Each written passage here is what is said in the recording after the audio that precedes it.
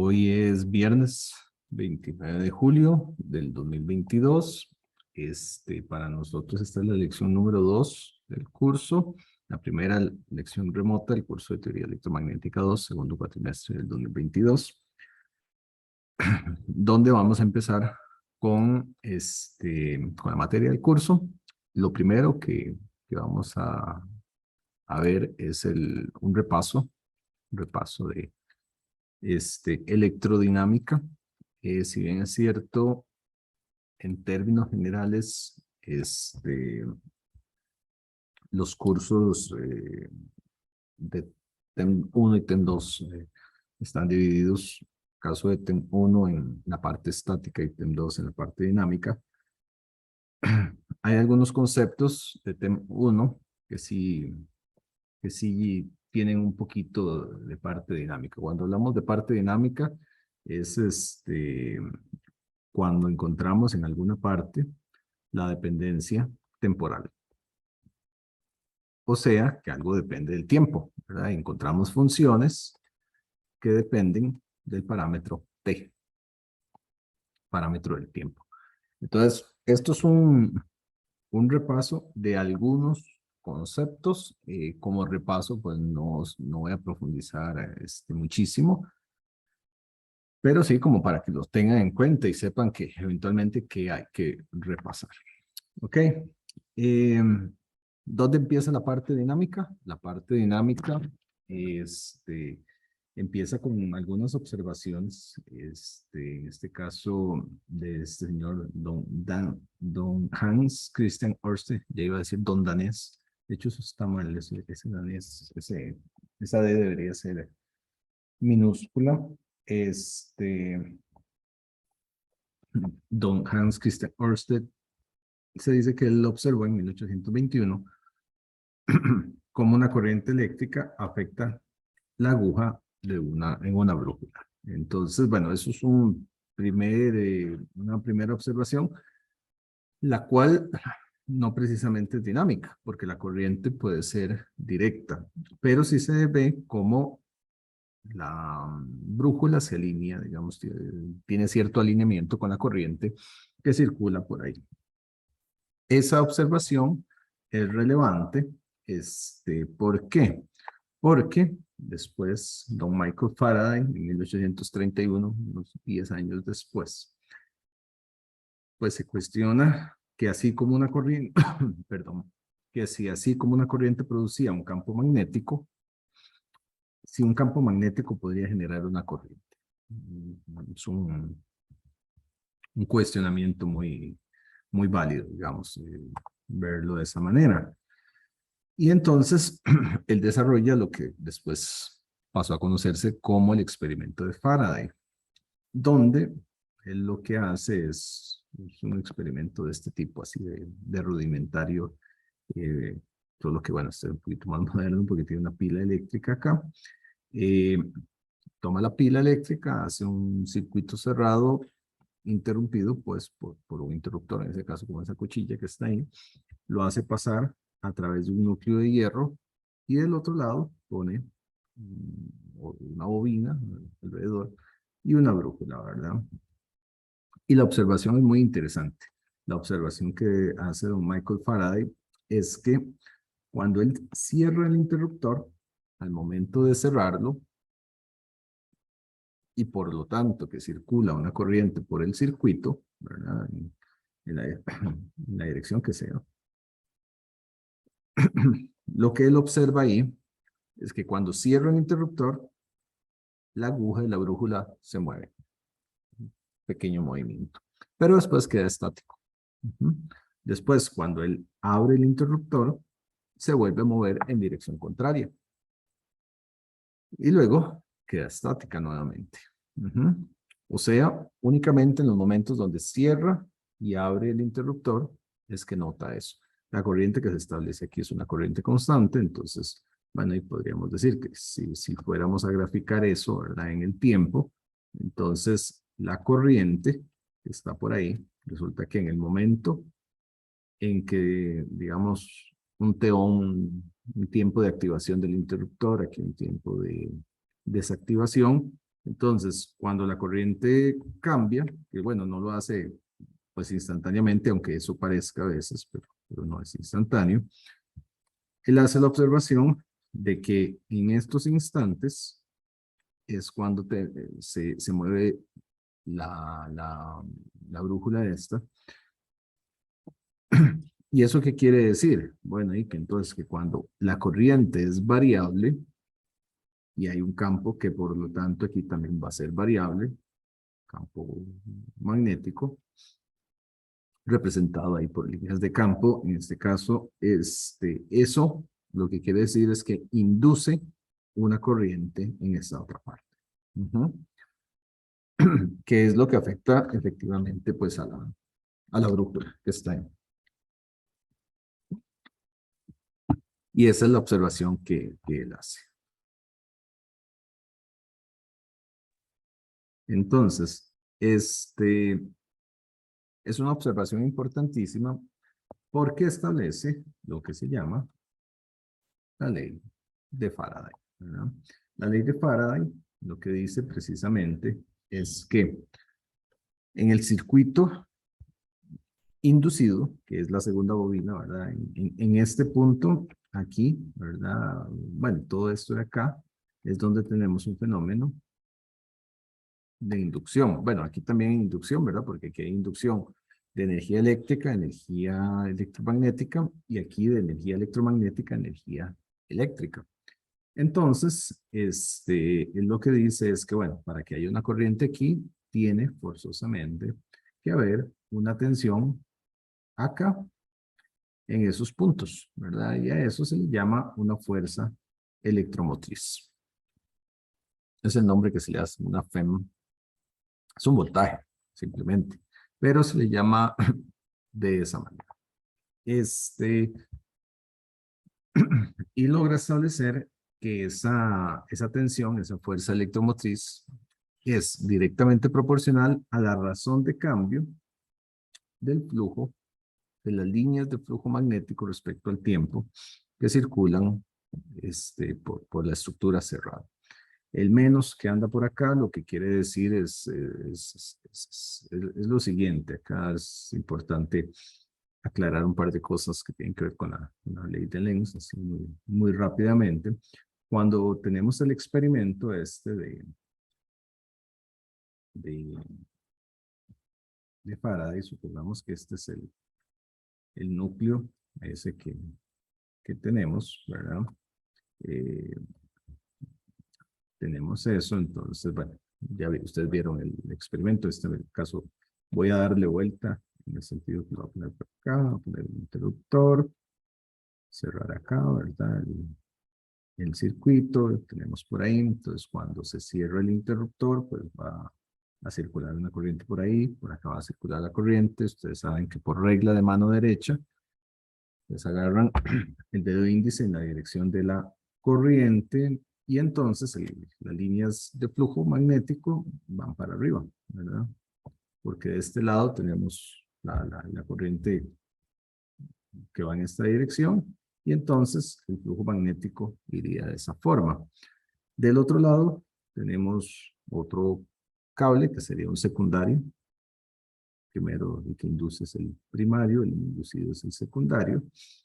Y entonces lo que dice, eventualmente, bueno, podemos tener una carga acá, un bombillo, lo que sea. Entonces, ¿qué es lo que tenemos aquí? Bueno, hay que tomar en cuenta que aquí viene el flujo. Ese flujo va a alterar el equilibrio que tiene ese secundario. ¿Eso qué quiere, qué expresa en ese caso? Bueno, la ley de Lenz lo que dice es que la naturaleza siempre reacciona para contrarrestar las perturbaciones. Entonces, el flujo es una perturbación en esta bobina que está ahí, ¿verdad? Porque las fuerzas electromagnéticas perturban los electrones libres que puede tener el material conductor y demás. Entonces, ella va a reaccionar para contrarrestar el efecto. ¿Cómo contrarresta el efecto? Bueno, el efecto se contrarresta generando un flujo inducido en dirección contraria. Eso es lo que va a tratar de hacer la segunda bobina. Ujú. Entonces, para hacer eso, ella tiene que hacer circular una corriente en sus terminales, ¿verdad? Una corriente inducida. Para hacer un flujo hacia arriba, nuevamente de la mano derecha, entonces eh, hablaríamos de estos 4 dedos, ¿verdad? Son los dedos que irían en la dirección del flujo y aquí la corriente. Entonces, siendo para arriba, lo que se necesita para que contrarreste, ¿verdad? Entonces la corriente tiene que ser así. Esta sería la corriente este, inducida, digamos. Entonces sería de esa manera. A mayor perturbación, mayor reacción de la bobina para contrarrestar ese flujo, ¿verdad? Realmente este flujo de reacción no se llega a establecer, o sea, eso es lo que quiere hacer la bobina, en realidad no lo logra, o sea, no es que lo contrarresta realmente, pero hay una reacción de ella para tratar de contrarrestarlo. Y se crea esta corriente inducida. En este momento esta bobina se comporta como una fuente, una fuente, y entonces las fuentes, ustedes han visto, cualquier punto, tiene la característica de que el voltaje es positivo por donde se emite la corriente. Por lo tanto, se establece, en este caso, una polaridad de tensión así, una FEM, que esa es la FEM, ¿verdad? Entonces, la ley de Faraday, eso es lo que establece. Esa fuerza electromotriz con volts, ¿verdad? Que están ahí. El menos, lo que quiere decir es la reacción de oposición. Entonces, lo que quiere decir es que cuando yo tengo un flujo, la bobina reacciona con un flujo contrario, de ahí el signo, con el flujo que lo ocasiona, entonces esa FEM tiene esa característica que está ahí. Y bueno, y básicamente eso es lo que tenemos, y eso es lo que ocurre en cada punto de contacto del flujo con la bobina. Si se quiere, bueno, antes de generalizarlo acá, esta derivada es diferente de cero siempre que, uno, el flujo magnético variante, que sería este, ¿verdad? En el tiempo, esté encerrado por una trayectoria estacionaria, que es como este caso, ¿verdad? Aquí el núcleo está quieto, no se mueve. El núcleo este verde no se mueve. Pero tenemos un flujo variable con el tiempo, porque es la única forma, ¿verdad? Necesitamos que esto sea un flujo variable con el tiempo, por eso hay el interruptor. De hecho, en muchos casos esto, más bien, por ejemplo, aquí, se hace una sustitución por una fuente senoidal para que sea un flujo variable siempre, ¿verdad? Entonces, el flujo cambia y la bobina no se mueve. Entonces, bajo ese esquema vamos a tener inducción. ¿Bajo qué otro esquema vamos a tener inducción? Bueno, este es el caso ¿verdad? Vean aquí, densidad de flujo, BDT, ¿verdad? Que es la densidad, son Weber sobre metro cuadrado, eso tienen que conocerlo de TEN 1, ¿verdad? Donde eh, P tiene unidades de Weber, que son líneas de flujo, y B, que es Phi sobre área, ¿verdad? Son Weber sobre metro cuadrado, lo cual también se le llama Teslas, aunque en realidad las unidades del SI son Weber sobre metro cuadrado.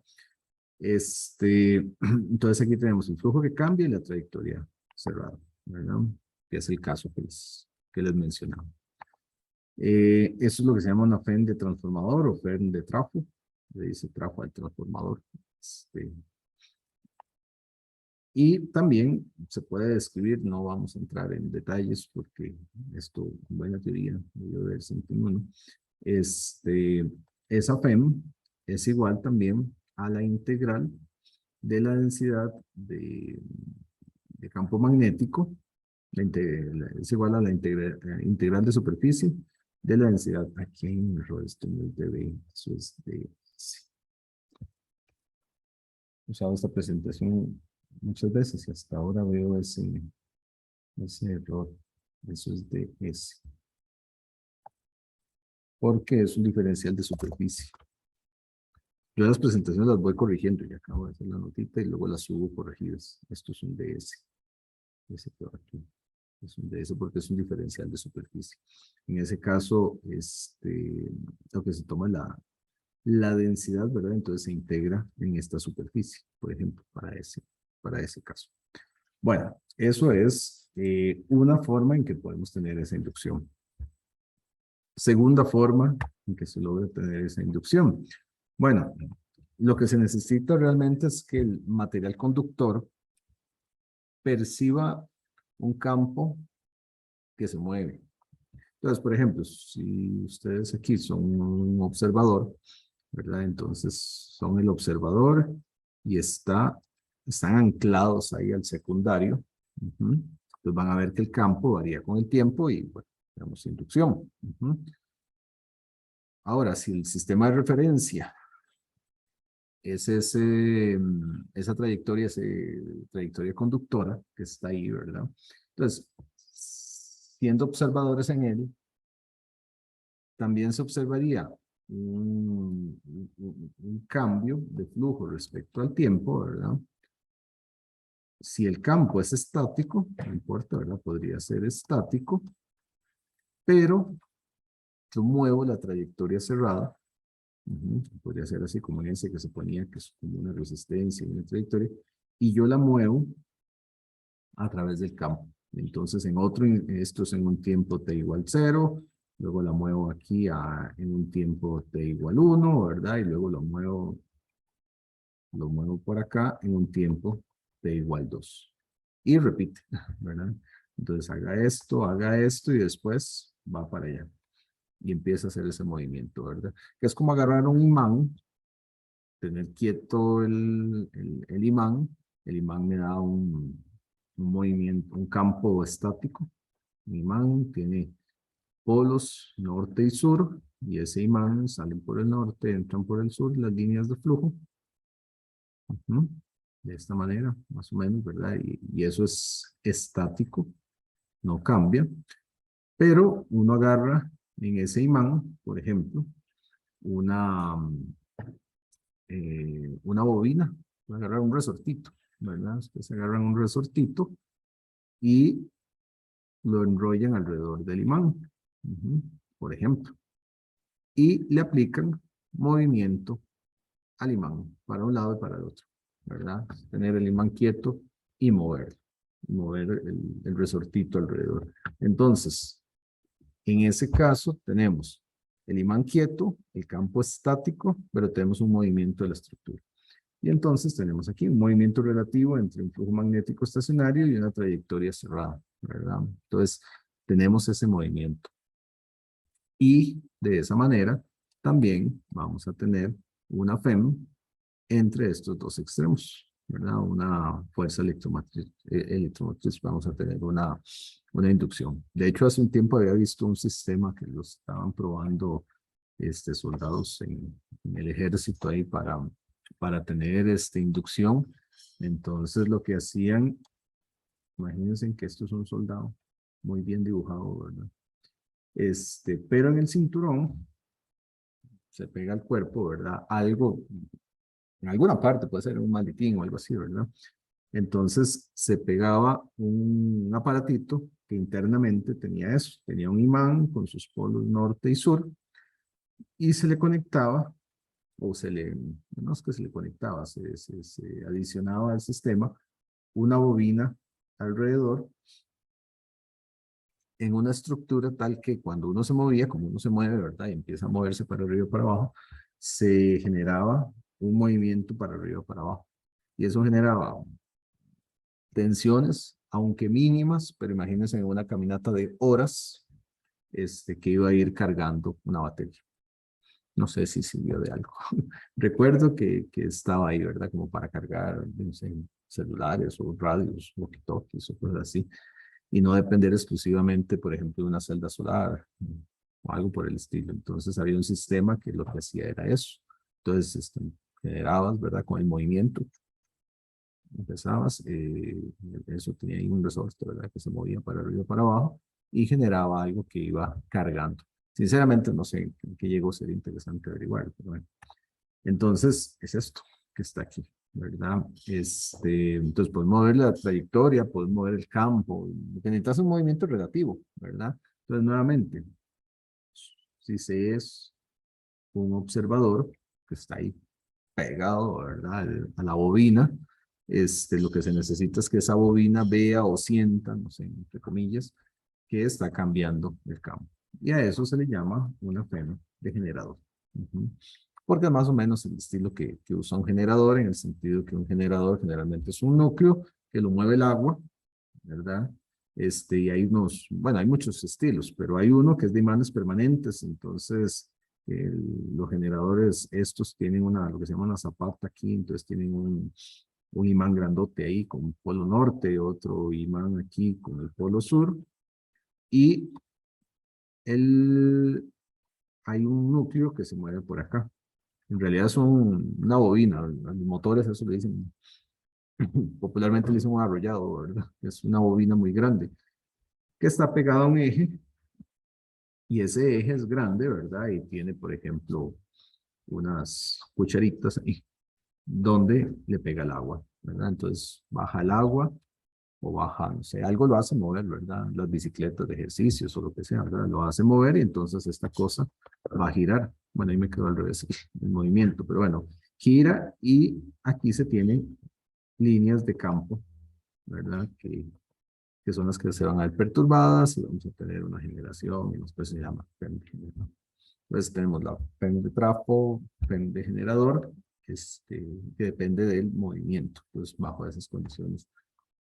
Se tiene inducción, esa FEM también se puede expresar de esta manera. Esta es la velocidad relativa que existe entre la estructura física, el área de la estructura física, y la densidad de campo es un producto cruz que hay entre ellos dos, ¿verdad? La velocidad tiene dirección, el campo también, y se hace una integral de línea por donde está pasando el flujo. Entonces, bueno, eso también es un voltaje y demás.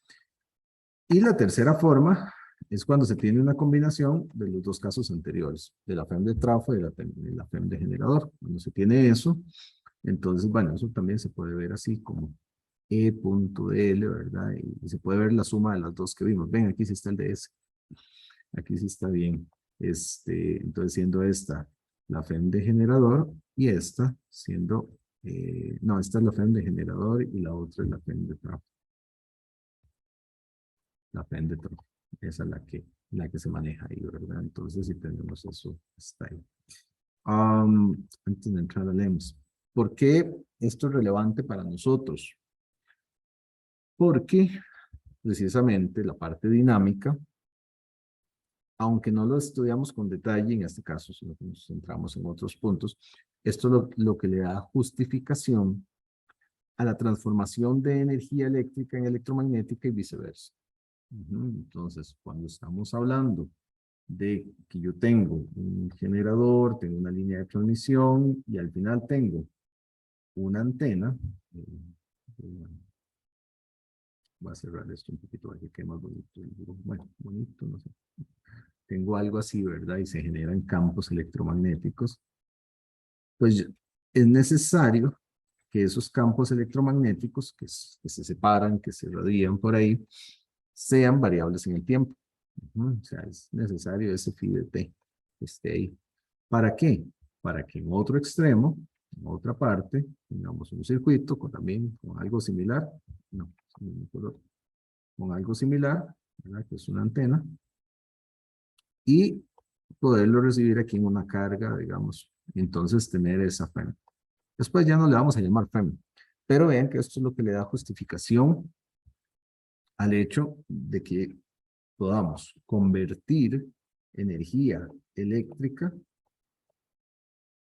en electromagnética y nuevamente en eléctrica. Por eso la ley de Faraday es importante y es relevante para un curso de campos dinámicos. ¿Ok? Entonces eso es importante que lo tengamos claro, ¿verdad? Esa comprensión teórica de lo que está ocurriendo.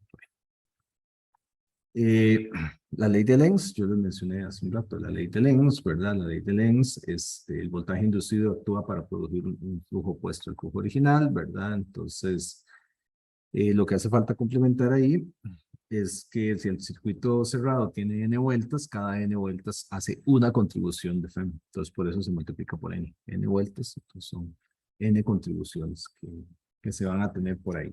Entonces, eso para que lo tengamos, lo tengamos claro, ¿ok? Entonces, eso es importante por ahí.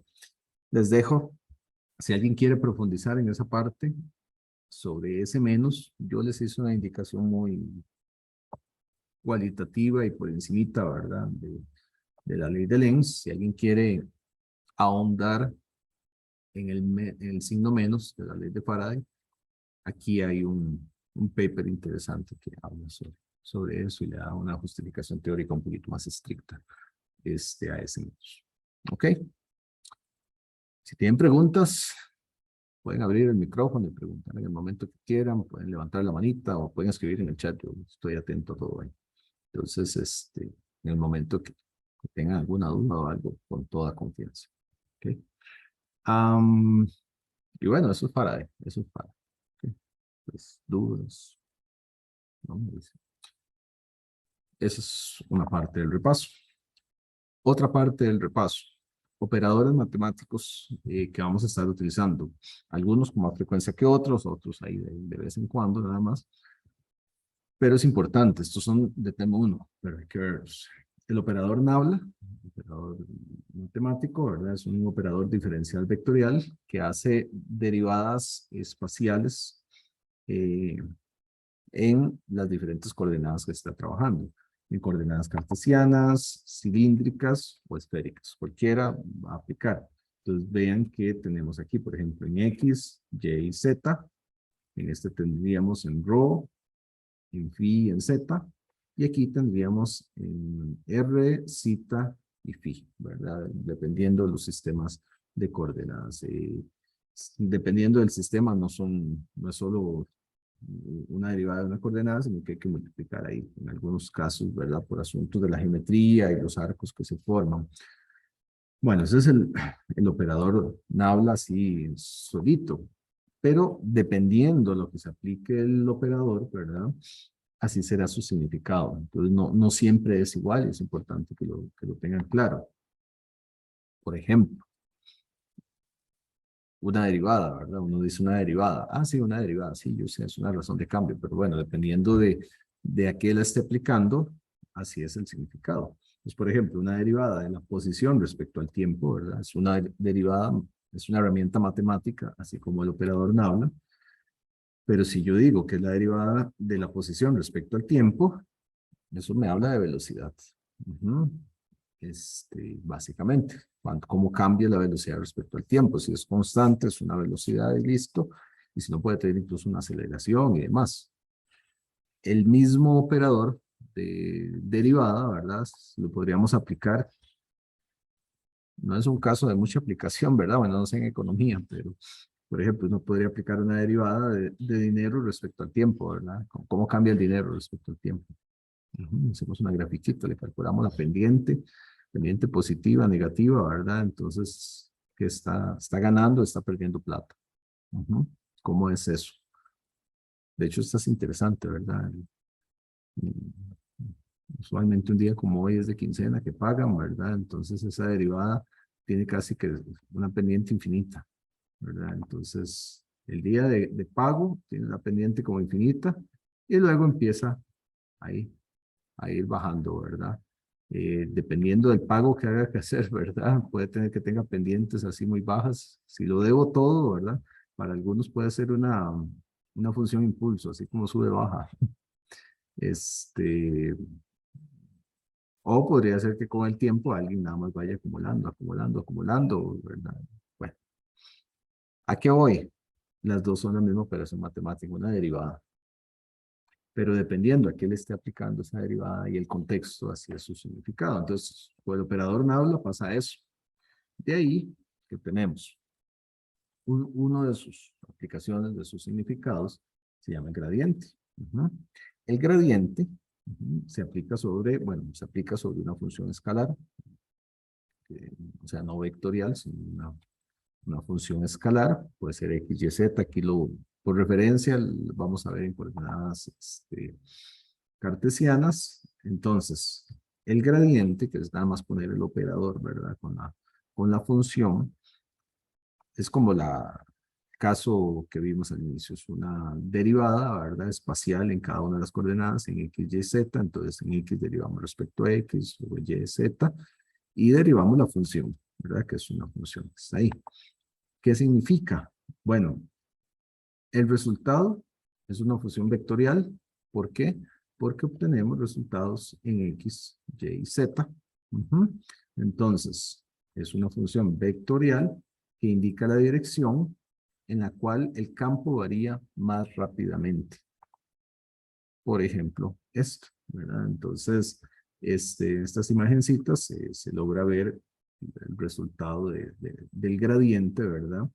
Entonces vean que bueno, como dice aquí, los valores de la función se representan en blanco y negro, donde los valores más altos son negros. Ujú. Entonces las flechas representan el gradiente, lo que quiere decir es que hay una variación, ¿verdad? De donde hay menos hacia donde hay más. Entonces, por ejemplo, aquí en el centro es donde hay más, es donde está más oscuro. Entonces el gradiente todo apunta ahí, desde los puntos donde hay menos hasta donde hay más. En este otro es uniforme, de manera, en una dimensión, ¿verdad? Entonces, simplemente tenemos esto. Eso es importante para campos que varíen en un espacio tridimensional, hacia dónde está apuntando. Entonces, el gradiente es importante verlo, y el gradiente es cuando yo tengo el operador nabla junto al símbolo de la función y que la función sea un escalar. ¿Ok? Entonces, gradiente. ¿Ok? Pues importante. Pasamos a otro contexto. Divergencia. Mismo operador nabla, pero le ponemos un puntito. Le ponemos un puntito por ahí. Eso se aplica a una función vectorial. ¿Ok? Entonces la función, aquí yo le llamé f, es una función vectorial que puede ser de x, y, z. Entonces eso va a estar en x, y en z, que es diferente del caso anterior, ¿verdad? En este caso era una función simplemente. Entonces, x cuadrado, lo que sea, pero no está apuntando en ninguna dirección. Aquí sí, ¿verdad? Tenemos vector x, y, z, y entonces se le aplica a la función, ¿verdad? Y lo interesante aquí es que el resultado es un escalar, es un número. El otro lo aplico en escalar y obtengo un vector. En este se lo aplico un vector, es un vector, pues un vectorial, y obtengo un número, un escalar. ¿Qué me dice la divergencia? ¿Cuál es la interpretación física de eso? Bueno, indica la diferencia entre el flujo saliente y el flujo entrante en una superficie. ¿Cómo se ve eso? Bueno, por ejemplo, en cargas eléctricas, ustedes saben que las cargas eléctricas, y no igual ahorita lo repasamos, las cargas eléctricas pueden emitir o absorber campos eléctricos, ¿verdad? En el caso de una carga eléctrica que esté absorbiendo líneas, así como esta, como ella absorbe, es lo que se llama, se le dice en los libros, le dicen un sumidero, que es el punto que absorbe, ¿verdad? Entonces, cuando yo veo eso, es un punto donde entra más de lo que sale. Bueno, puede ser que entre todo y no salga nada, ¿verdad? Entonces, se dice que en ese caso, la divergencia es negativa, menor que cero, que es más o menos lo que pasaría si ustedes en la pila de la casa, ¿verdad? Ustedes tienen la pila de la casa, pues qué difícil, nunca se me ha ocurrido dibujar esto. Esta es la pila de la casa y aquí está el huequito de la pila, ¿verdad? Aquí viene el tubo. Entonces, ustedes llenan de agua acá, o tienen agua, ¿verdad? Y se les ocurre calcular la divergencia aquí. Si calculan la divergencia en esta superficie, ¿qué van a obtener? De que lo que llega por acá salió por acá. El agua no es mágica, ¿verdad? Es como calcularla en una manguera. Ustedes la calculan en la manguera también, ¿verdad? Entonces, calculan la divergencia aquí, entonces lo que entra es lo que sale. Si lo que entra es lo que sale, bueno, era el último caso, la divergencia es cero. La divergencia es cero. Esto es cuando se emite, ¿verdad? Cuando algo nace de algún punto. Esto es especialmente útil para campos eléctricos, porque los campos eléctricos tienen esa capacidad de emitir o absorber líneas de campo en sí mismas, ¿verdad? Con el agua, de, la divergencia siempre es cero, porque lo que entra sale por otro lado, ¿verdad? Bueno, yo no sé si hay algún fenómeno físico ahí de cambios de estado, de repente uno podría calcular algo de eso. Pero bueno, esa es la divergencia. Operador Naula con el puntito. El que nos queda es el rotacional. Operador Naula con la X. Operador Naula con la X se aplica sobre un campo vectorial. Aquí definido una función vectorial. La diferencia es que cuando yo aplico esto sobre un campo vectorial, Naula cruz, en este caso la función f, obtengo una función vectorial.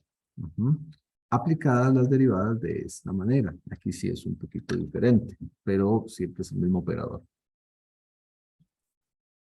¿A qué nos lleva esto? Esto nos lleva, la interpretación, ¿verdad? Es que se obtiene otro campo vectorial que, como dice, indica la tendencia de ese campo a inducir rotación o circulación en un punto. Esa parte siempre es un poquito complicada, mejor verla con alguna imagen. Esta, por ejemplo, cuando se aplica el rotacional sobre un campo, en este caso esto es un campo uniforme, entonces, si yo me imagino ese campo como un flujo de agua, agua, entonces lo hacemos vectorial, con las flechas apuntando hacia donde va el agua, un campo totalmente uniforme, ¿verdad? Sería un agua un poco extraño, el agua siempre es turbulenta, ¿verdad? Pero bueno, podría ser. Entonces, si el agua golpea por igual todos los puntos de un balón que esté ahí, no podría ser una hélice o algo así, la hélice no se va a mover.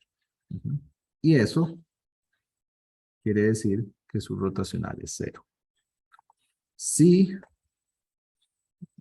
este es un caso extremo, flechas apuntando en una dirección y flechas apuntando en otra dirección, va a hacer que gire el balón o que girara si tuviera paletitas o algo así, ¿verdad? Entonces el rotacional es diferente de cero. Entre más grande sea el rotacional, más movimiento va a tener. Se ve algo así también. Esto, ¿verdad? Son como hélices que están ahí. Y entonces, por ejemplo, este es un campo donde, no obstante que todos van en la misma dirección, hay líneas de campo que son mayores que otras. Entonces, eso va a ser un mayor empuje de este lado que de este, ocasionando un rotacional, una dirección de giro. Y aquí el contrario. Si yo pusiera esa hélice en el puro centro, ¿verdad? Que está ahí. En buena teoría, si lo calculo bien, impacta con la misma fuerza aquí y con la misma fuerza aquí y eso no se mueve. Entonces su rotacional es cero. Entonces es esa capacidad de producir algo que gira.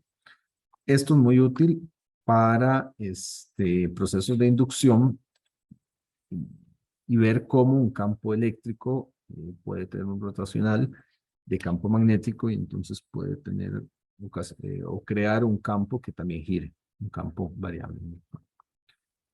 Esas tres herramientas matemáticas es importante que las tengan claras, que las tengan frescas por ahí.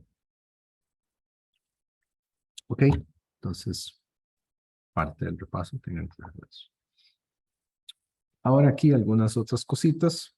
Igual vamos en repaso. La ley de Ampère dice que el rotacional de J, el rotacional de H, perdón, es igual a J. O sea, si yo tengo esa capacidad de circulación de campo que pueda provocar movimiento en un punto dado, eso es igual a la densidad de corriente. Sin embargo, esto es una expresión para electrostática que no es muy útil en campos dinámicos. En campos dinámicos, se utiliza lo que se llama la corriente de desplazamiento. Esa corriente de desplazamiento incluye un factor adicional. No vamos a ver toda la justificación de cómo sale, pero simplemente para campos dinámicos hay que agregar esta derivada que está ahí. Esta J en realidad es lo que se llama la densidad de corriente de conducción, mientras que esta es lo que se llama la corriente de desplazamiento. Es una densidad de corriente, amperes sobre metro cuadrado, y tenemos que el rotacional entonces es igual a SJ conducción y más J de desplazamiento, por eso la D, ¿verdad? Entonces la JD es igual a la densidad de corriente de desplazamiento y el J sigma es la densidad de corriente de conducción. Tenemos los dos, los cuales vamos a estar utilizando. Notamos acá que la corriente de conducción o la densidad de corriente de conducción depende de la conductividad de un material, sigma. Recuerdan, Siemens metro, en unidades. Bueno, eso solo ocurre en un material conductor. Si no estamos en un material conductor, esto no existe, pero esto sí existe. Entonces, esta ley, así como está, solo puede aplicar en un material conductor. En un medio no conductor, donde sigma es igual a 0, en ese caso, ¿verdad? En un no conductor, donde sigma es igual a 0, esto no existe, entonces solo tenemos la de desplazamiento. Eso lo que justifica es el caso de operación, por ejemplo, de un capacitor. Un capacitor, la corriente viene en un cable donde tenemos una J sigma. ¿Por qué? Porque el cable es un conductor. Y la corriente preponderante es la corriente de conducción. Cuando llegamos, ustedes saben cómo es un capacitor, es un aislante lo que está acá en medio. Entonces, ahí no puede haber corriente de conducción porque el sigma es 0. Entonces, ¿qué es lo que tenemos ahí? Una J de desplazamiento. Siempre las dos están. Lo que pasa es que aquí, en el material conductor, la J de desplazamiento tiende a 0. Y aquí, la J de conducción tiende a 0. No es exactamente 0 porque no hay aislantes perfectos, ¿verdad? Tiende a 0. Entonces, una es más preponderante que otra, según el caso. Pero lo que justifica es eso. Y esta ecuación la vamos a estar utilizando de esa manera, con la corriente de desplazamiento. Bueno, las unidades de B son coulombs sobre metro cuadrado. Ok. Ecuaciones de Maxwell. Fundamentales. Las tuvieron que haber visto en TEM 1. Desarrolladas por James Clerk Maxwell. Publicadas en 1865. Aquí está el documento donde él publicó sus ecuaciones. Y demostró que los campos electromagnéticos, campo eléctrico y magnético, viajan en el espacio a la velocidad de la luz, entre otras cosas. Dicen que 10 años estuvo aproximadamente trabajando Maxwell en sacar sus 4 ecuacioncitas. En forma diferencial son estas. Rotacional de E es igual a la menos derivada de B de T. Esta es una ecuación importantísima. ¿Por qué? ¿Qué es lo que quiere decir? Bueno, se puede ver de muchas maneras, de una o de otra. Veamos la de esta. Imagínense que tenemos una densidad de campo magnético, B. Y que B depende del tiempo. Si B depende del tiempo, su derivada es diferente de 0, ¿verdad? O sea, la derivada de B respecto a T es diferente de 0. Positiva o negativa es diferente de 0. Si su derivada es diferente de 0, el rotacional también es diferente de 0. El rotacional de E. O sea, la ecuación lo que dice es que si yo tengo un campo una densidad de campo magnético diferente de cero, existe un rotacional de campo eléctrico y va a ser alrededor de ella. O sea, si yo tengo esta línea y ese campo, alrededor de eso tengo un campo que gira. El asunto de las paletitas. Entonces voy a tener un campo eléctrico acá que se mueve. Y que también va a ser variable en el tiempo. Porque estas variaciones usualmente no son indefinidas, ¿verdad? O sea, para que esa pendiente fuese una constante, y yo necesitaría que fuera una pendiente de algo que sigue, sube, sube, sube y nunca para, y eso no pasa, ¿verdad? Usualmente esa derivada es diferente de cero para campos sinoidales, por ejemplo. Porque si no, necesitaría energía infinita. Entonces, esta ecuación es muy importante porque me dice eso. Me dice que donde haya un campo magnético variable en el tiempo, voy a tener alrededor un campo eléctrico variable en el tiempo. Como anillitos. La otra ecuación es muy similar. Es muy similar. Si, digamos, esta es la ecuación completa, pero obviemos esta parte. Quedémonos nada más con la corriente de desplazamiento, que es lo que pasa en el espacio, digamos. Borro ahí. ¿Qué significa D? Líneas de campo eléctrico. Entonces, digamos un D, variable en el tiempo. Entonces, la derivada de D respecto al tiempo es diferente de cero. Si es diferente de cero, el rotacional de H también es diferente de cero. Lo cual quiere decir que tenemos alrededor campos capaces de, o sea, que giran, que tienen circulación, se dice alrededor de esto. Esas dos ecuaciones son fundamentales, porque si yo tengo este H, voy a hacer los más grandecitos estos, va a ser uno nada más. Tengo un rotacional de H ahí, y es un H también variable en el tiempo. Entonces, si yo analizo un punto específico de ese H, ¿qué voy a tener alrededor? Rotacional de E. Y si tengo un E ahí que también varía con el tiempo, alrededor que voy a tener un H también que varía en el tiempo. Un H que varía en el tiempo. Y esa cosa sigue, y sigue, y sigue, y sigue. ¿Qué es lo que estas dos ecuaciones quieren decir? ¿O que representan? La propagación de campos variables en el tiempo. Pero necesito campos variables en el tiempo. Y esto ocurre en todas direcciones. Por eso se dice que las propagaciones son radiales. Es una radiación que sale en todas direcciones. Y esa parte es muy interesante, que es más o menos esta ecuacióncita. Si yo tengo corriente AC, ustedes saben, regla de la mano derecha, tengo campo magnético alrededor, y si tengo ese rotacional, ese campo que varía en el tiempo, tengo rotacional de E, rotacional de H, y ahí va. Esto en esta dirección, pero sáquelo en todas direcciones, ¿verdad? En todas direcciones alrededor. Eso es lo que ocurre, es la propagación de campo. Por eso estas dos ecuaciones de Maxwell son fundamentales en la teoría electromagnética. ¿Ok? Eso es importante que lo tengan claro. Y para cerrar, estas otras dos ecuaciones, una donde me dice que la... ay, qué pucha. Acabo de verlo. Se me fue, no, no la divergencia, es la divergencia. Me enredé por un momento. La divergencia, ¿dónde estaba aquí?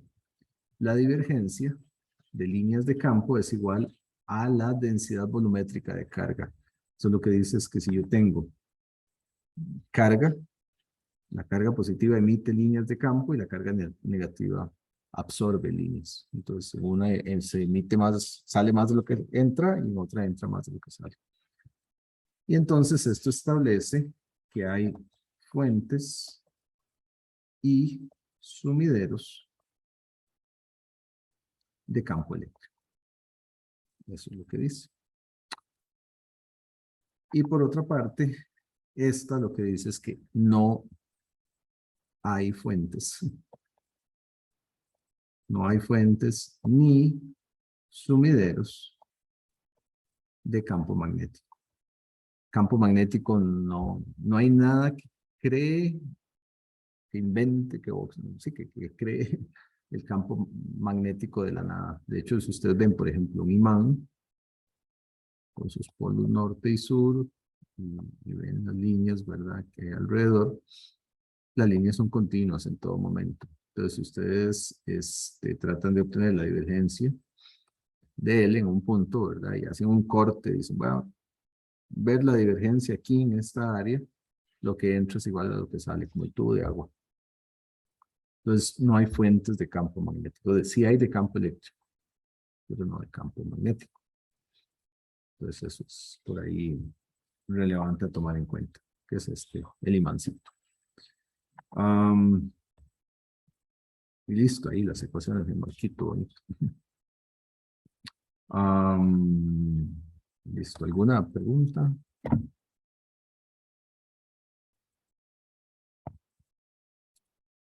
Bien, como les había dicho, hacemos una pausita. Siempre quería cerrar acá con esas ecuaciones antes de entrar a esta otra parte. Entonces, hagamos una pausita, unos 10 minutos para descansar un poquitín y venimos a cerrar esto y empezamos con lo que es la onda plana uniforme. Entonces, descansamos un poquitín y ya casi seguimos.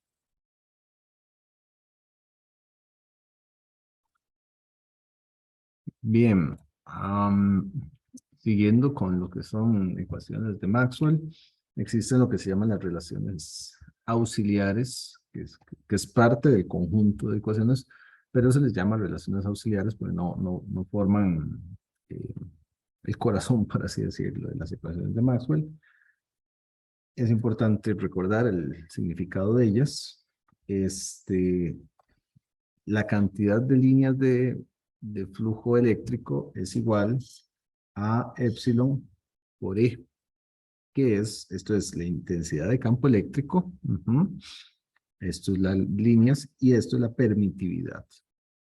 ¿Qué es la permitividad? Bueno, si yo lo veo desde este punto de vista, así como está, supongamos, bueno, aquí están los dibujitos, pero voy a elaborarlos y ahorita los entendemos mejor. Entonces, si yo tengo una intensidad de campo, que es un vector, ¿verdad? Así. Y tengo un material caracterizado por cierta permitividad, ¿verdad? Y lo caracterizo por una permitividad. Entonces, si yo coloco un trozo de material acá con una alta permitividad, ¿verdad? Se va a establecer, vean que la densidad de líneas de campo eléctrico, esta es la densidad, es igual al campo eléctrico por epsilon. Si epsilon es grande, hay más densidad dentro del material. Eso quiere decir que el material concentra más líneas, tiene más densidad. Se puede decir que las atrae, que atrae las líneas de campo eléctrico. Y eso es lo que se llama un material de alta permitividad, ¿verdad? Entonces, es un poco lo que quiere decir acá, ¿verdad? El dibujo vean. La misma cantidad de campo eléctrico aplicado, pero aquí hay mayor densidad de líneas. Eso es, bueno, aquí dice material con alta permitividad. Y por el contrario, si la permitividad baja, más bien la densidad es más baja. Ven que aquí hay más puntitos de estos rojos que lo que quiere decir es esa densidad de líneas. Entonces, podría decirse que la permitividad es una medida de la capacidad del material para concentrar líneas de campo eléctrico dentro de sí. Se puede decir de esa manera. Otra manera de verlo es esta, ¿verdad? Entonces, un material con una permitividad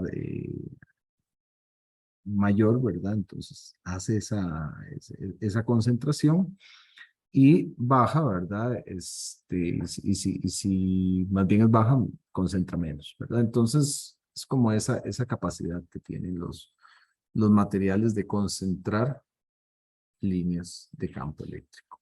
Y esta es una ecuación auxiliar. La otra es la de campo magnético, que es lo mismo, pero diferente, en el sentido de que es densidad de líneas de campo magnético es igual a la intensidad de campo magnético multiplicada por su permeabilidad. Eh, sí, permeabilidad, mío, ¿verdad? Entonces, lo mismo, tengo un campo magnético, como está aquí, este es en el vacío, ¿verdad? Aquí representado por B, lo mismo. Entonces, si tengo un material, esto se les llama ferromagnético, los que tienen alta permeabilidad, concentran líneas. Ven que las deforman y concentran, tienen mayor densidad dentro.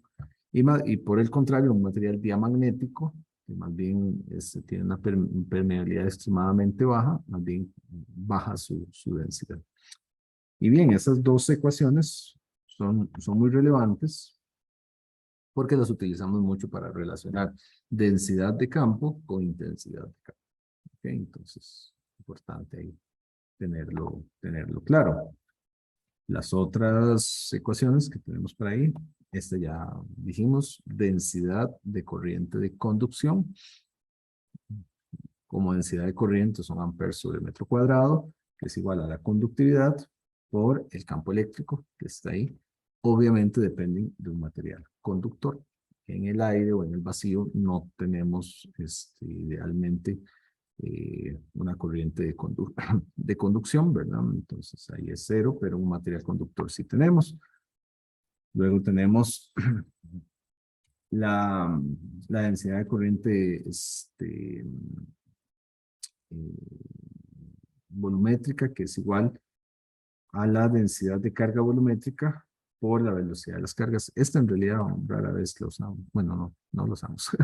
Pero bueno, está dentro de las ecuaciones de Maxwell porque tiene otras aplicaciones. Pero esa no la solemos utilizar. Y ahí están ellas.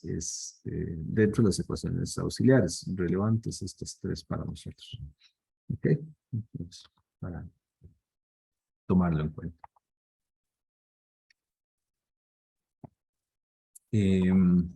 Ok.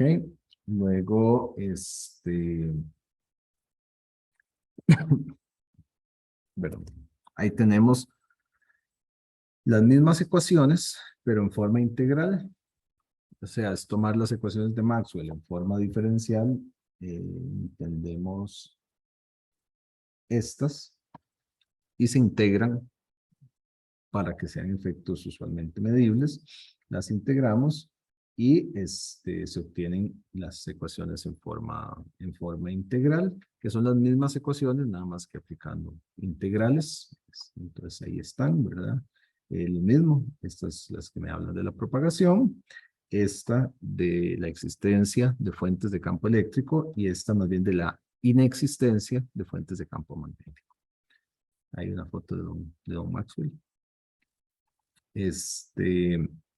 Entonces, bueno, aquí está, ¿verdad? Establecen la relación entre campos eléctricos y magnéticos, así como la propagación, eso lo vimos. Y estas establecen la existencia de fuentes o sumiderios de campo eléctrico y la ausencia de estos para campos magnéticos. Ok, por ahí los vamos a estar mencionando. Y por último, para cerrar el repaso, condiciones de frontera. Estas son muy importantes porque las vamos a estar utilizando en varios temas. Entonces, establecen relaciones entre campos eléctricos entre la frontera de medios. ¿Qué me dice la primera condición de frontera? Que cuando yo tengo dos medios, como estos que están aquí, ¿verdad?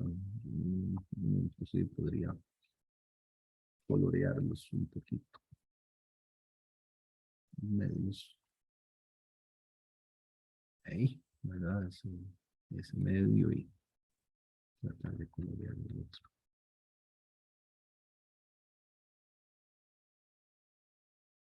Ahí, ¿verdad? Tengo dos medios distintos, claramente diferenciados. Hay una frontera entre ellos, Tenía que quitarle este efecto. Hay una clara frontera entre ellos. Entonces lo que nos dice esta condición de frontera es que los campos tangenciales son iguales. ¿Qué quiere decir los campos tangenciales? Bueno, como son vectores, los campos que estén apuntando tangencialmente a la superficie o a la frontera que existe entre ellos son iguales. Esta relación de frontera es muy importante porque es la que nos permite relacionar campos de un medio con campos de otro medio. Y eso va a ser muy importante cuando estemos viendo los campos, digamos, en diferentes medios y hay un paso de campos, pues hay transmisión, reflexión de campos, etcétera. Eso es lo que nos permite la correcta correlación de campos, ¿verdad? O sea, para poderlos relacionar uno con otro. Pero eso pasa solo con los campos tangenciales. ¿Qué ocurre si los campos no son tangenciales, verdad? Si yo tengo un campo que va algo así, va para allá y otro que va para allá. Bueno, hay que buscar con la matemática la componente tangencial. Entonces, uno busca la componente tangencial e igual a las componentes tangenciales, lo cual ustedes conocen de componentes y demás de los cursos de física. Entonces, por eso es tan importante esa relación de frontera. Para campos magnéticos, lo mismo. Exactamente lo mismo, no hay diferencia. Los campos tangenciales son iguales. Fácil de comprender, diría yo. Lo que nos dice es que la relación en una frontera entre medios, ¿verdad? De densidad de líneas de campo eléctrico en un medio con otro, la diferencia está dada por una densidad de carga superficial. O sea, si yo analizo un área por ahí, la diferencia entre los campos es porque hay densidad de línea, densidad de carga, perdón. Hay cargas que o agregan líneas o cargas que consumen líneas.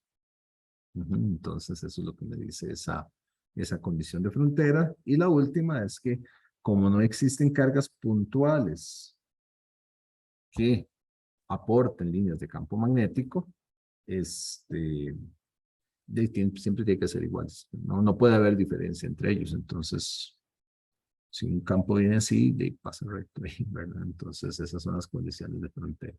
Las más relevantes para nosotros, estas dos. Esas son las que vamos a estar utilizando mucho. Y listo, ese es el repaso. ¿Alguna pregunta sobre el repaso?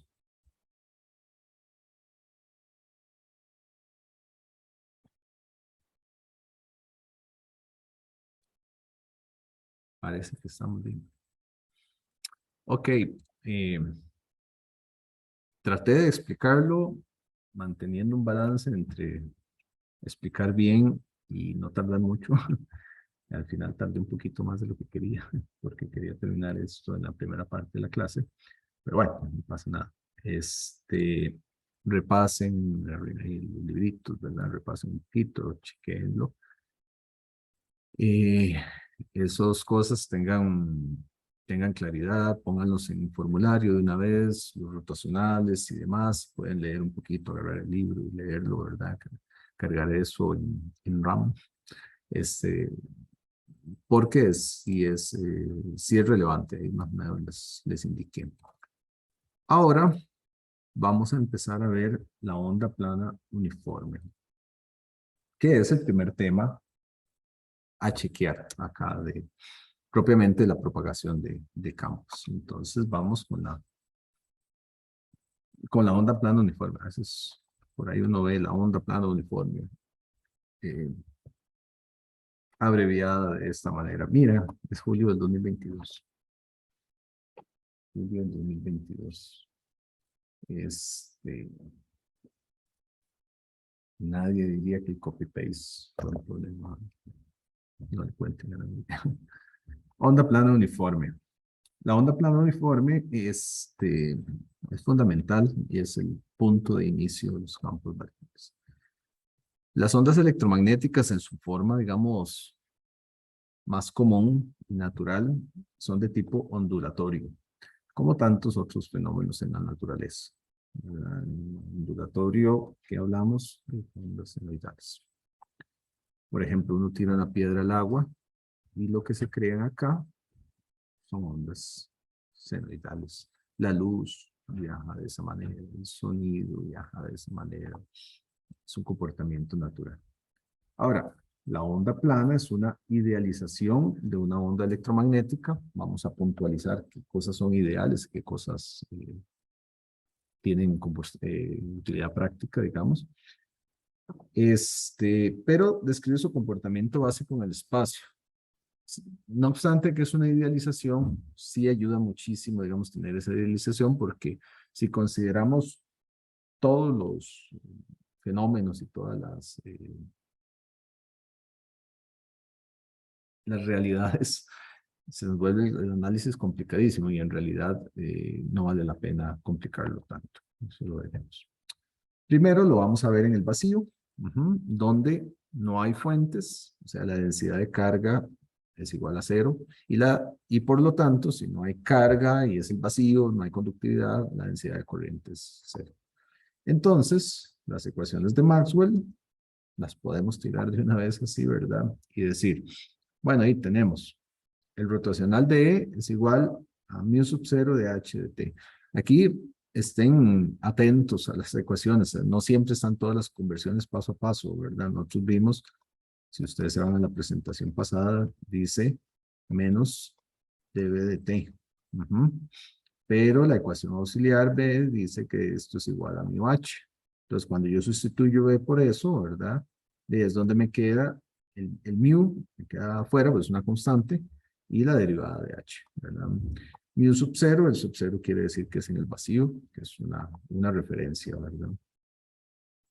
Esta otra es exactamente lo mismo, digamos, nosotros teníamos esto que está aquí, y decía que es J sigma más dd, o sea, la derivada de d respecto al tiempo, ¿verdad? Y d, con ecuación auxiliar, es epsilon e. Entonces, no pierdan de vista esas ecuaciones. Parte del proceso, digamos, de asimilar correctamente esto y que los ayuda a entender es ver de dónde salen las ecuaciones. No siempre están todos los pasos por ahí, ¿verdad? Esto es así porque este es cero, ¿verdad? Esta se vuelve cero porque esto es cero, ¿verdad? O sea, si no estuviéramos en el vacío, sería igual a rho v, pero estamos en el vacío. Y la otra se mantiene. Pues eso es lo que dicen las ecuaciones. No hay fuentes por ahí. Entonces es importante que lo visualicen y lo tengan claro. Esas son las condiciones bajo las cuales vamos a trabajar. ¿Ok? Vamos a hacer una serie de restricciones iniciales con la finalidad de que se entiendan mejor las ecuaciones y que nos queden de la manera más simple. Ahorita se van a asumir cosas o se va a suponer cosas y después se verá que no era casual, ¿verdad? La manera en que se suponen las cosas. Entonces vamos a restringir lo que vamos a ver a lo siguiente. Primero, el vector de campo eléctrico está polarizado. Ese término polarizado es un tema completo, después lo vamos a tener que ver, pero eso polarizado quiere decir que apunta en la dirección a X. ¿Lo ven acá? Ahí está, apuntando en la dirección X, el vector de campo eléctrico. Es una restricción. Segunda restricción, campo magnético está polarizado, o sea que apunta en la dirección Y. Eso no está al azar, después se verá que esto tiene toda su lógica. Y que la onda electromagnética se propaga en dirección Z. De igual manera, esto tiene toda su lógica del mundo. Esto es para que se nos simplifiquen las ecuaciones para ganar una comprensión inicial del fenómeno de propagación. Después, cuando ya tengamos claros un montón de conceptos, podemos agregar otros términos y demás, pero la idea es ir poco a poco, ¿verdad? Entonces, eso es lo que tenemos. Esa disposición de onda, como dice acá, ¿verdad? Donde E y H y la propagación son mutuamente perpendiculares, eso ustedes lo ven aquí, ¿verdad? E es directamente, es perpendicular con la propagación, E es perpendicular con H, y H es perpendicular con la propagación, ¿verdad? Están ahí, ¿verdad? Están a 90 grados uno del otro. Eso está ahí, ¿verdad? Se le denomina onda electromagnética transversal. electromagnética transversal, o en inglés transversal electromagnetic, ¿verdad? Onda TEM, que es la onda que la que vamos a ver, excepto en guías de ondas, que ahí hay algo diferente. El nombre de esto es onda plana uniforme, y lo que la hace plana y uniforme es que se supone, digamos, si hacemos la suposición de que los campos que están acá, por ejemplo, cuando decimos que tenemos E así, ¿verdad? Suponemos que tenemos el montón de campos eléctricos que van en línea. Debería ir como sobre esta línea prox. Entonces, los campos van para allá, ¿verdad? Estableciendo, entonces, deberían quedar en líneas rectas. Estableciendo un plano, ¿verdad? Estableciendo un plano. Me quedó una línea torcida.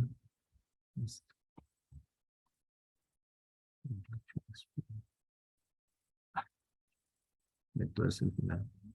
Ahí está. Van estableciendo eso, ahí van los vectores de campo, y establecen un plano. Y ese plano lo suponemos que es infinito para arriba, infinito para abajo, ¿verdad? Es un plano infinito, totalmente. Onda plana, uniforme, porque es uniforme en todas direcciones. Lo cual no es tan cierto. Ustedes ponen una onda aquí donde estén ustedes, ¿verdad? Esa onda no sigue infinitamente hacia arriba, porque hay muchos fenómenos que la atenúan a nivel de atmósfera y demás. Pero bueno, en un caso ideal del vacío, donde no hay interferencia con nada, sí sería de esa manera, ¿verdad? Entonces, son planos uniformes e infinitos, ¿verdad? Es una idealización como un gobierno sin corrupción, ¿verdad? Más o menos, ¿verdad? Ideal. Y así se ven los campos. Válido para campo eléctrico y para campo magnético, ¿verdad? Entonces, vean aquí los campos que se establecen. Entonces son planos. Aquí el que es como lila, ¿verdad? Es el de campo eléctrico. Aquí lo pusieron al revés, no importa, ¿verdad? Igual están a 90 grados. Uno apunta horizontalmente, otro verticalmente, y se mueven esos planos. Es la dirección de propagación, ¿verdad? Si uno le diera una animación, eso se movería. También se ve de esta manera, ¿verdad? Por eso se llama onda plana uniforme. Entonces, bueno, lo primero. Ahora, a esa onda plana uniforme le vamos a aplicar las restricciones que hablábamos de las ecuaciones de Maxwell. Le vamos a aplicar las restricciones. ¿Cuáles restricciones? E apunta en X, H apunta en y propagación en Z. Al hacer esto, tenemos una de las ecuaciones de Maxwell, me habla del rotacional, ¿verdad? El rotacional de campo eléctrico. Ese rotacional de campo eléctrico, recordemos que es un campo eléctrico que apunta en X, por eso le ponemos el subíndice X, y que se mueve en Z, entonces es una función de Z, porque va a ir cambiando conforme cambia Z. Eso es como se ve en esta animación, va cambiando senoidalmente en Z. Entonces, por eso es que tiene una dependencia con Z y decimos que es una función de Z. Aplicamos, esto es la aplicación directa del rotacional. Ustedes pueden devolverse el rotacional, lo ponen acá, es nada más sustituir valores. ¿Y qué nos encontramos? Como la propagación. Primero, solo existen, empecemos por ahí, solo existen componentes en X, vectores que apuntan en X.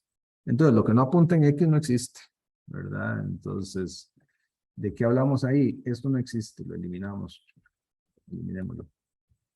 Este en Y, este tampoco existe, lo eliminamos. Este sí existe en X, este en Z, lo eliminamos. Ahí estoy aplicando un borrador curioso. Este no existe, ¿verdad?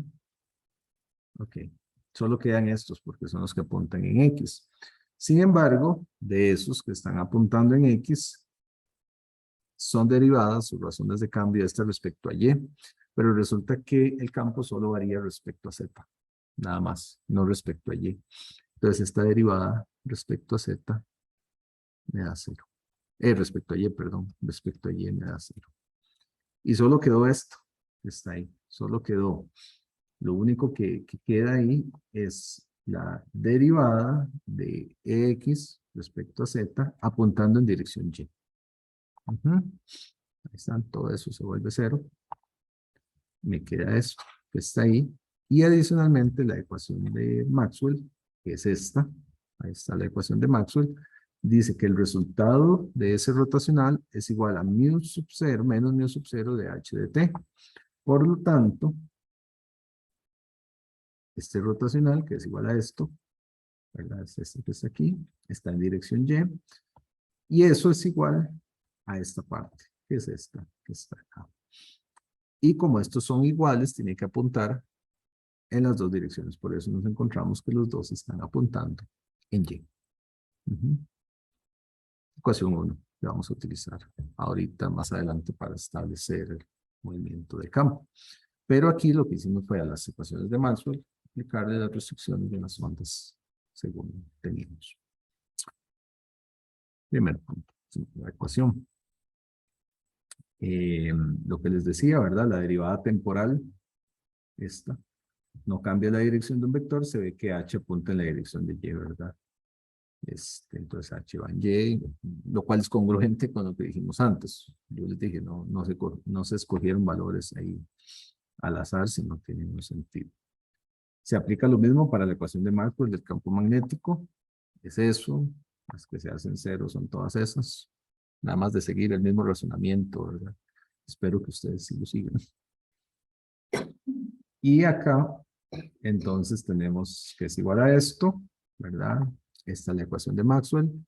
Se hace la misma igualdad. Tenemos la ecuación 2, que es esto que está aquí. Esto apuntando en dirección X. Tenemos apuntando en dirección X estos dos. Y es congruente con que apunta en la dirección a X, ¿verdad? Entonces,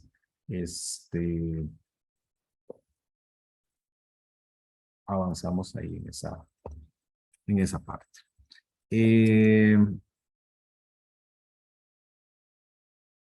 Listo, entonces estamos con eso. De esas ecuaciones 1 y 2, hacemos lo siguiente. Aquí son truquillos matemáticos. Bueno, aquí están las ecuaciones 1 y 2, ¿verdad?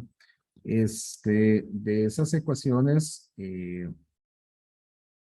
1 y 2 que tenemos en ese caso, entonces tenemos que de x de y, ¿verdad? Es igual a esto. Aquí le quitamos los vectores porque apunta en este caso, apunta en y, entonces da igual. Entonces, tomamos esta primera ecuación, la derivamos respecto a z, tenemos la derivada de la ecuación respecto a z, y obtenemos eso, una doble derivada aquí respecto a z, ¿verdad? Tenemos ese caso ahí, y aquí nos queda una derivada respecto al tiempo y respecto a z, ecuación 3. Hacemos con la otra ecuación una derivada respecto a t, entonces hacemos las derivadas y obtenemos eso. Con la otra ecuación tenemos esto, entonces aquí queda de z de t y aquí queda de t cuadrado. De esas ecuaciones, la 3 y la 4, se sustituye la 3 en la 4 como bastante sencillo. Vean que aquí de z y de t, en realidad aquí no hay nada que nos dé precedencia de la operación, entonces puede ser la del tiempo o la de z, entonces tomamos esto aquí, se sustituye y se obtiene esta, la ecuación 5. Esa ecuación es importante porque es una sola ecuación, una ecuación diferencial, que tiene, o que habla, ¿verdad?, de la razón de cambio del campo eléctrico en función del espacio y del tiempo. Y que además considera el material. Las características del material, ahí está, su permeabilidad y su permitividad. Si resolvemos esa ecuación, podemos saber cómo se comporta el campo eléctrico en el espacio y en el tiempo. Haciendo el mismo proceso para H, pues obtenemos esta, la ecuación 6, que es básicamente lo mismo, ¿verdad? H, igual en el espacio y en el tiempo en relación con el material. Hay que resolver esas ecuaciones que están ahí. A esas ecuaciones se les llama la ecuación del telegrafista. Eso tiene que ver porque cuando se hicieron estos desarrollos matemáticos, se estaba tratando de comprender el comportamiento de los campos en el telégrafo, que fueron las primeras líneas de transmisión a larga distancia que se tuvieron. Se les llama ecuaciones del telegrafista y son relevantes, pues, por lo que les decía, ¿verdad? Dicen el comportamiento del campo eléctrico y magnético en el tiempo y en el espacio. No vamos a ver la resolución de ellas, su método de ecuaciones diferenciales, que es un poquito extenso, ¿verdad? Hay que suponer un valor, sustituir, etcétera, ¿verdad? Nos vamos a ir de una vez al resultado. Las dos son básicamente la misma ecuación, ¿verdad? Aquí un campo vectorial respecto a una doble derivada de z, campo vectorial, doble derivada de z, campo vectorial, doble derivada de t. Entonces son iguales, sus soluciones son las mismas. Entonces tienen el mismo tipo de solución. Resulta que la solución de esas ecuaciones es de la forma tal que, visto para el campo eléctrico, que es lo mismo para el campo magnético, entonces lo vamos a estar presentando solo para el campo eléctrico.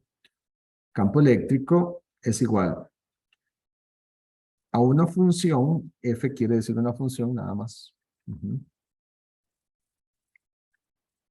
Senoidal, cosenoidal, exponencial, lo que quieran, ¿verdad? Función 1, que tiene como características su argumento.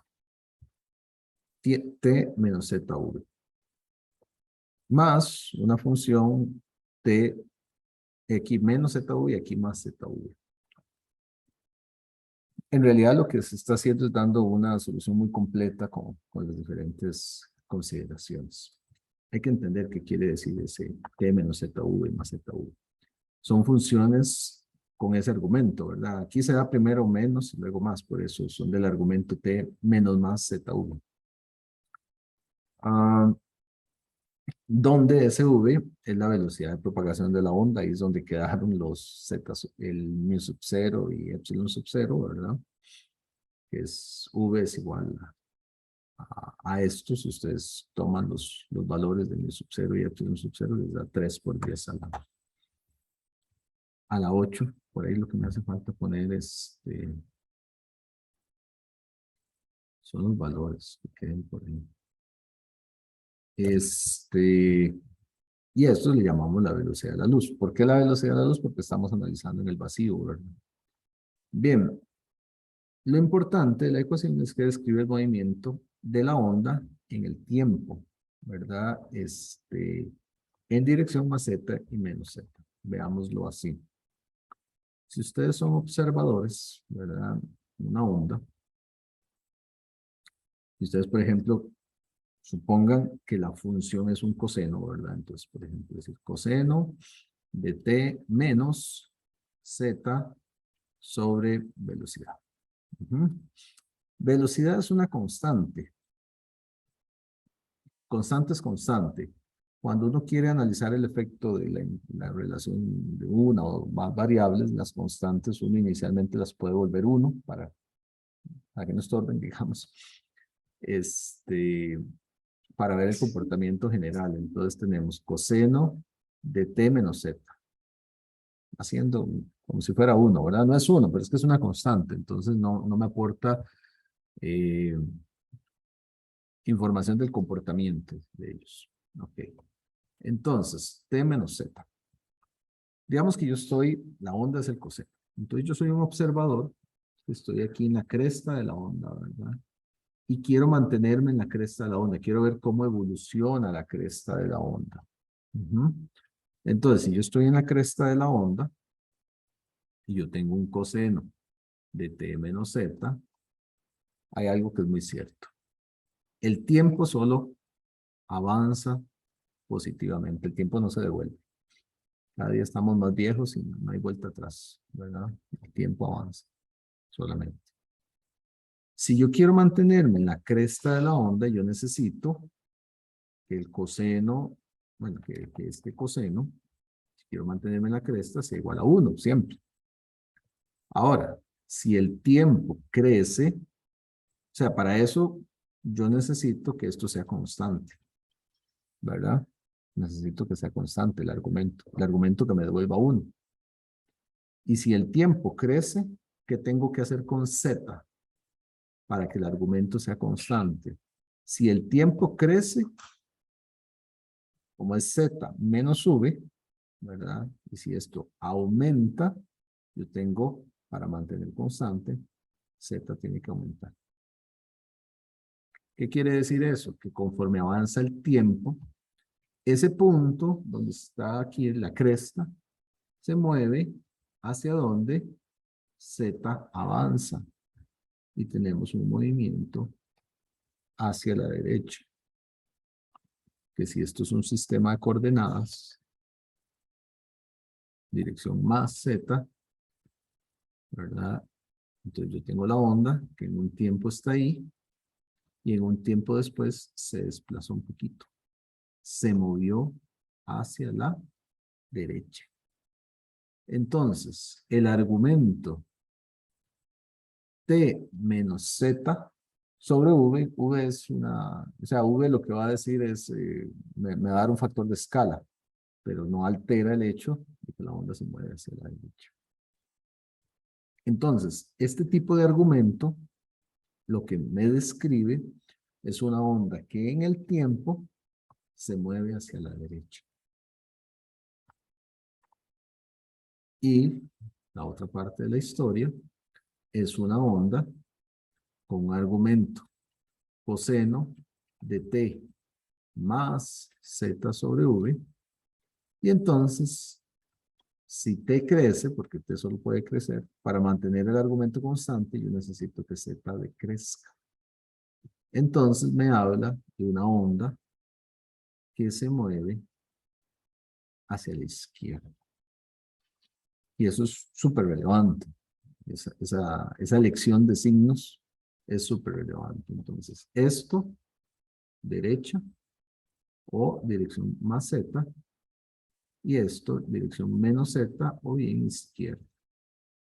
El signo de la relación entre el tiempo, entre la variable de tiempo y la variable de espacio, determina si la onda se mueve a la derecha o hacia la izquierda. Y eso es importante. Entonces, presten buena atención. ¿Ok? Y eso es como el argumento general de esta onda. A esta onda se le conoce como una onda viajera, porque es una onda que viaja en el espacio, que se mueve, que se desplaza. Y eso es del argumento. ¿Qué tenemos que hacer ahora? Aplicar ese argumento a ondas de función cosenoidal, que es el movimiento ondulatorio que se sabe por observación que tienen las ondas.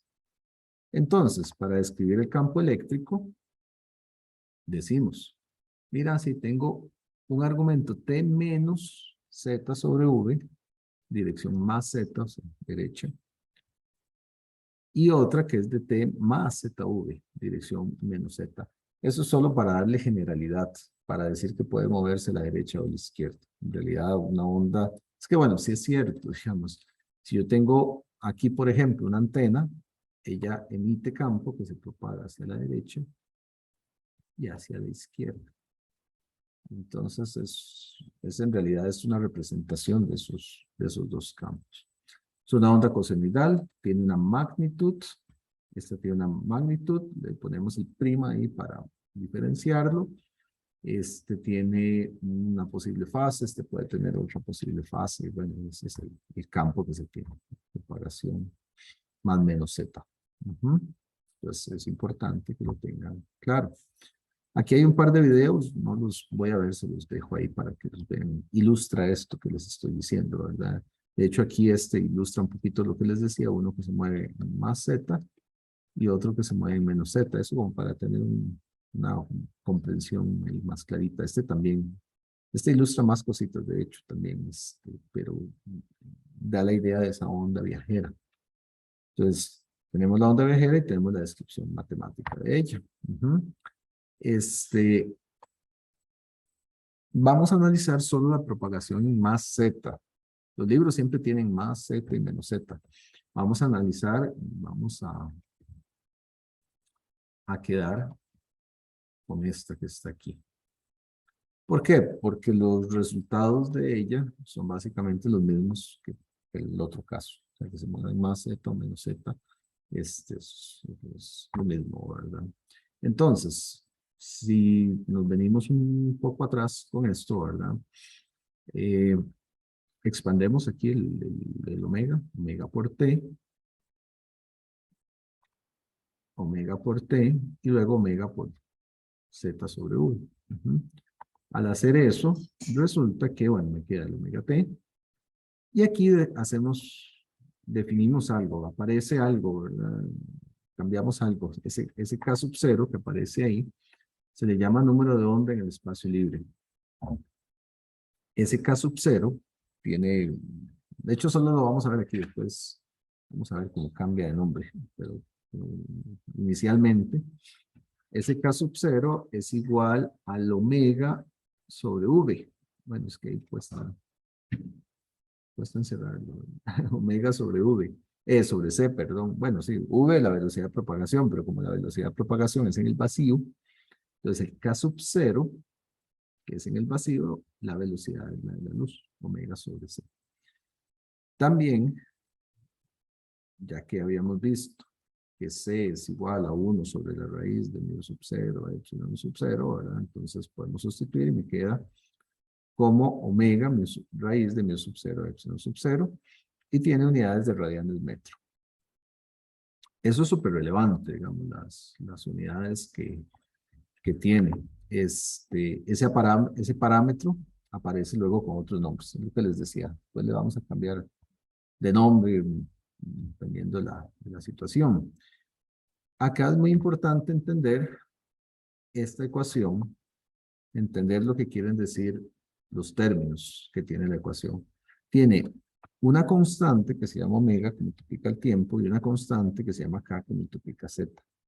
Si estuviéramos con la otra onda, sería lo mismo, ¿verdad? Sería un coseno de omega t más k sub 0 z. Pues da lo mismo, por eso no andamos jalando los dos. El primero, omega, habla de una velocidad de corrimiento de fase por unidad de tiempo. Ustedes saben lo que es omega, lo han visto antes, radianes sobre segundo. ¿Cuántos radianes cambia la onda en un segundo? O sea, si yo estoy en un punto determinado, nuevamente soy un observador, estoy quieto ahí y logro contar los radianes que cambian en un punto determinado, bueno, omega me dice cuántos radianes cambian. Si omega es igual, por ejemplo, a 2pi, quiere decir que cumple un ciclo cada segundo, ¿verdad? Entonces estoy aquí con un cronómetro, ¿verdad? Y veo un ciclo por segundo. La constante K sub 0 tiene unidades de radianes metro. Radianes metro. Y me habla de la velocidad de corrimiento de fase por unidad de distancia. O sea, en una distancia de 1 metro, ¿cuántos radianes recorre? Si K sub 0 es igual a 2pi radianes metro, quiere decir que en 1 metro recorre 2pi radianes, por ejemplo. Entonces, es importante el concepto de esos dos parámetros que están ahí. Dos constantes que vamos a estar utilizando mucho. Ahora, el tiempo que tarda la onda en completar un periodo, omega t, ¿verdad? Si yo sustituyo por ahí, entonces t es el periodo de la onda, eso es conocido también de cursos anteriores. Entonces eso es importante que lo tengan claro, ¿verdad? Recordarlo ahí, el periodo, ¿verdad? Es 1 sobre la frecuencia, es 2pi sobre omega aquí.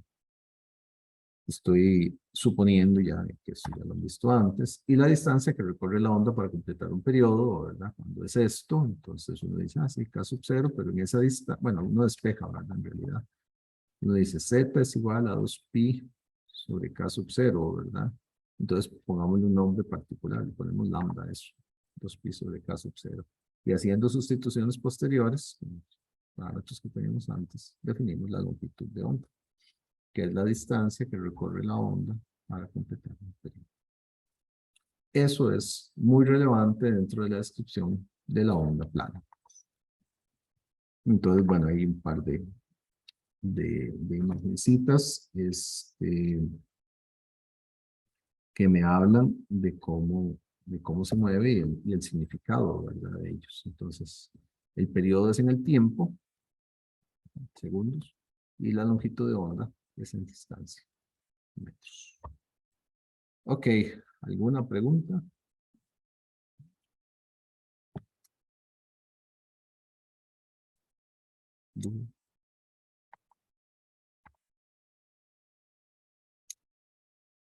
Bueno, si no hay preguntas, por hoy llegamos hasta acá. Se acabó el tiempo. La próxima clase seguimos con la representación fasorial de la onda. Pero ya tenemos las ecuaciones básicas. Vayan leyendo, agarren el libro, repasando ahí. Yo se los conté de una manera, que el libro se los cuente de otra. Y ahí seguiremos avanzando. Sin más, nos veríamos el próximo miércoles para seguir con la exposición de estos conceptos. Entonces, que esté muy bien. Listo, profe, muchísimas gracias. Gracias, profe. Gracias a ustedes, que estén muy bien. Gracias, profe.